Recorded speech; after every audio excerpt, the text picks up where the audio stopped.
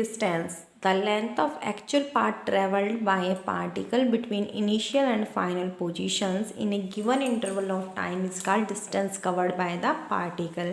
कोई पार्टिकल है, वो स्टार्टिंग में जहाँ था और लास्ट में जहाँ पे फाइनल पोजीशन पे पहुँच गया, ठीक है, उन दोनों के बीच में वहाँ से वहाँ तक जाने में वो एक्चुअली जिस पास से गया था उस पास से उसने जितनी लेंथ ट्रैवल की थी उसको क्या कहते हैं, distance travelled by that particle. Okay, अब देखो यहाँ पे हम एक पार्टिकल लेके चलते हैं, है ना। Let us consider a particle at the initial position A and goes from A to B by traveling 2 meter, b to c by traveling 3 meter and c to a again back to initial point a by traveling a distance of 5 meter. Now the total distance covered by the particle will be AB plus BC plus CA। देखो उस particle ने ना T time में, T interval time में ना ए से B तक गया, बी से सी तक गया और सी से वापस ए पर ही आ गया। तो टोटल डिस्टेंस कितनी कवर की उसने टी टाइम में, a b plus b c plus c a, क्योंकि वो वास्तव में इसी रास्ते से तो गया था। तो जिस एक्चुअल उस लेंथ को ही तो डिस्टेंस कहते हैं जिससे चल कर के पार्टिकल ट्रैवल करके जाता है ना। तो 2 मीटर प्लस में 3 मीटर प्लस 5 मीटर, यानी टोटल उसकी डिस्टेंस कवर कितनी हो गई, 10 मीटर हो गई। अब होती क्या ये डिस्टेंस, देखो ये लेंथ ही तो होती है और लेंथ की यूनिट क्या होती है, एसआई यूनिट मीटर और सीजीएस यूनिट सेंटीमीटर। इसीलिए डिस्टेंस की भी एसआई यूनिट मीटर होगी, सीजीएस यूनिट सेंटीमीटर होगी। फिर देखिए ये एक स्केलर फिजिकल क्वांटिटी होती है। स्केलर का मतलब कि सिर्फ इसका ना जब हम मेज़रमेंट करते हैं तो इसके जो लेंथ ट्रेवल की गई है सिर्फ उसका साइज़ जो होता है ना वो मेज़र किया जाता है।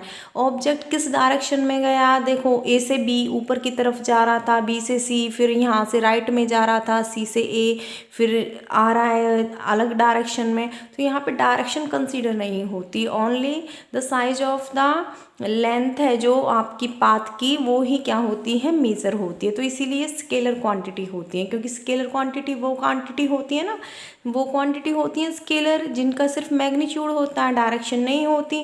तो इसकी कोई डायरेक्शन नहीं होती, सिर्फ हम लेंथ के साइज को ही मेजर करते हैं। दूसरी बात ये हमेशा पॉजिटिव होती है। देखो अगर कोई भी ऑब्जेक्ट के अंदर मोशन हुआ तो सीधी सी बात है उसने कुछ ना कुछ तो लेंथ ट्रेवल की, तभी तो वो एक जगह से दूसरी जगह पहुंची होगी। यानी अगर मोशन होगा तो 100% उसने कोई ना कोई डिस्टेंस कवर की होगी, और जब उसने कोई डिस्टेंस कवर की है दैट इज़ उसकी वैल्यू ग्रेटर देन 0 हुई तो वो हमेशा क्या होगी, पॉजिटिव होगी। तो ये हमेशा पॉजिटिव होती हैं।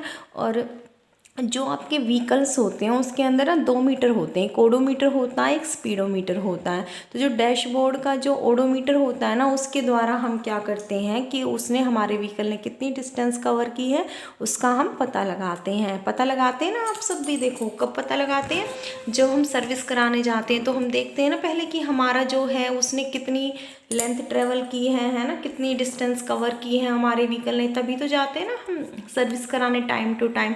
तो ओडोमीटर के द्वारा हमें पता चलता है कितनी डिस्टेंस कवर की है हमारे व्हीकल ने। अब देखिए डिस्प्लेसमेंट क्या होती है, the shortest distance from the initial position to the final position of the particle is called displacement. Initially कहाँ था पार्टिकल और फाइनली कहाँ पहुँच गया, तो उन दोनों पॉइंट्स के बीच में, उन दोनों पोजीशंस के बीच में जो कम से कम दूरी होगी वो डिस्प्लेसमेंट कहलाएगी। इसीलिए इसका फॉर्मूला क्या हुआ, final position minus initial position. नीचे देखिए आप फिगर, रेफरेंस पॉइंट ओ है, उसके विद रिस्पेक्ट टू कोई ऑब्जेक्ट ना इनिशियल पोजीशन ए पे था पहले, है ना, रेफरेंस पॉइंट से एक्स आई दूरी पे था, अब फिर फाइनल पोजीशन बी पे पहुंच गया तो रेफरेंस पॉइंट से एक्स एफ दूरी पे पहुंच गया। ठीक है, हमें क्या निकालना है, हमें निकालना है डिस्प्लेसमेंट। तो क्या होगी, final position minus initial position, तो फाइनल पोजीशन एक्स एफ है, इनिशियल पोजीशन एक्स आई है, तो यहाँ पे डेल डी किसको रिप्रेजेंट कर रहा है, डिस्प्लेसमेंट को। तो del D is equal to में एक्स फाइनल माइनस में एक्स इनिशियल। ठीक है, ये हमारा डिस्प्लेसमेंट आ गया। नेक्स्ट है कि जो ये है जो हमारा डिस्प्लेसमेंट वो वेक्टर क्वांटिटी होती है, यानी कि साइज़ के साथ साथ जो पाथ लेंथ है उसकी न्यूमेरिकल वैल्यू के साथ साथ जो पार्टिकल ने क्या की है, डिस्टेंस कवर की है जिस डायरेक्शन में, उस डायरेक्शन की भी बहुत अहमियत होती है। ठीक है, डायरेक्शन और मैग्नीट्यूड दोनों क्या होते हैं, सेंसेबल होते हैं। ठीक है, वेक्टर फिजिकल क्वांटिटी है, मेजर की जा सकती है, फिजिकल का मतलब ये है, और वेक्टर क्वांटिटी का मतलब है it has magnitude as well as direction both. ये पॉजिटिव भी हो सकती है, नेगेटिव भी हो सकती है, जीरो भी हो सकती है। कैसे हो सकती है ये मैं एग्जांपल से आपको शायद बता चुकी हूँ पिछली वीडियो में, या फिर हम आगे डिस्कस कर लेंगे। मे बी पॉजिटिव, नेगेटिव और जीरो।